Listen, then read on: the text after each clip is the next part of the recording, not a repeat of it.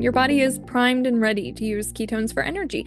Our cells, our tissues take in ketones using a transporter that is always expressed on the surface of our cells. So if ketones are in the blood, they're going to get taken in and utilized through the tissues, by the tissues in our body. Ketones are actually made when we burn fat. So when we break down the fat in our bodies, that fat will go to the liver and actually be converted into ketones. There's 3 different types of ketones: acetoacetate, and we have BHB, and then acetone. Okay, so we blow off acetone, we have acetoacetate, and then we have BHB.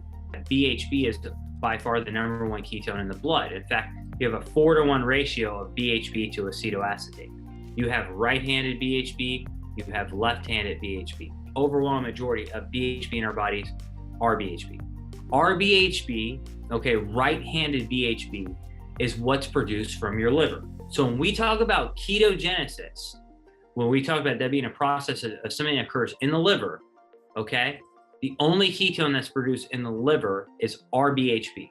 But Prüvit basically has what we call RBHB. If you take Prüvit ketones and you look at the ketones in your blood and you put them under a microscope, they're bioidentical to the ketones produced from your liver. Ketones provide a satiety effect in a lot of people, and that is probably why for some people in a state of ketosis, they're able to kind of help control calorie intake, maybe better than when they're not in a state of ketosis, and it could help in that way.